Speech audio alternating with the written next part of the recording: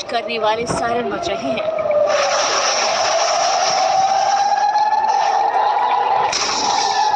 Gaza पट्टी की सीमा पर टैंक तैनात कर दिए गए हैं ताकि इस बार घुसपैठ की कोई गुंजाइश न हो।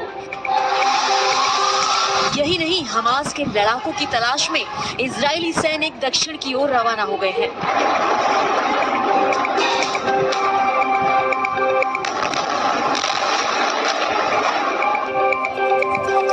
देखिए, इजराइल ने अब हमास के साथ अपना हिस्सा बराबर करने का मन बना लिया है और इसी के लिए अब इजराइल सिर्फ हमास पर आसमान से बम नहीं बरसाएगा, बल्कि उसकी प्लानिंग कुछ और है। समझिए इसमें।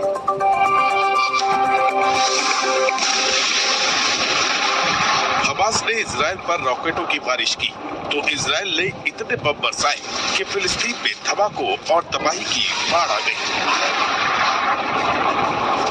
और अब सिर्फ हमास पर बमों की बरसात नहीं होगी, बल्कि अब इजराइल हमास पर चौतरफा हमला करने जा रहा है।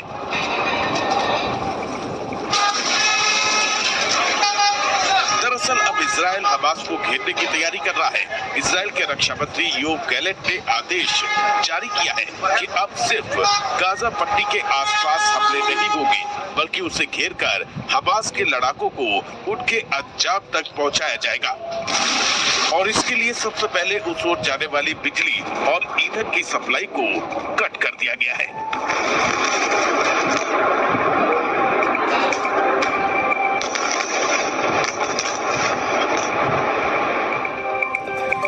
तो देखिए, हमास की तरफ से बंधक बनाए गए इजरायली नागरिकों को छुड़ाने की कोशिश लगातार जारी है। तो भाई, हमास ने धमकी दी है कि अगर बिना जानकारी दिए हवाई हमले किए गए तो एक एक बंधकों को मौत के घाट उतार दिया जाएगा।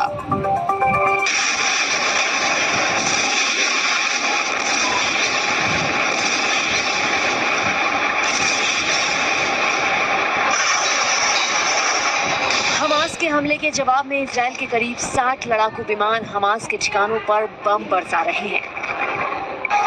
वहीं हमास में बंधक बनाए गए इजरायली नागरिकों के बारे में भी जानकारी जुटाई जा रही है। इजरायली सेना के प्रवक्ता के मुताबिक बंधकों के बारे में पूरी जानकारी है। गाजा सीमा के करीब के कस्बों में सैनिक घर घर जाकर आतंकवादियों की तलाश कर रहे हैं। वहीं सीमा पर लगी बाढ़ को पार करने की कोशिश करने वाले आतंकियों को वायुसेना द्वारा निशाना बनाया जा रहा है। वहीं हमास ने इजराइल को धमकी दी है, अगर उनके नागरिकों पर बिना किसी पूर्व सूचना के बमबारी और हवाई हमला होता है तो इजराइल के बंधक बनाए गए लोगों में से एक एक को मौत के घाट उतार दिया जाएगा।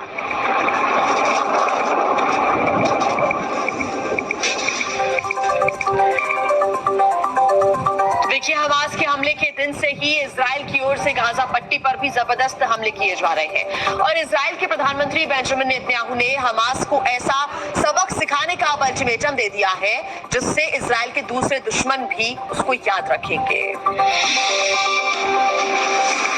हमास के हमले के बाद इजराइल की ओर से अब तक का सबसे भयानक पलटवार किया जा रहा है। गाजा पट्टी में आतंकी ठिकानों को इजरायली फाइटर जेट्स लगातार ध्वस्त कर रही हैं। इस बीच इजराइल के प्रधानमंत्री ने एक बार फिर से हमास के आतंकियों को कड़ी चेतावनी दी है।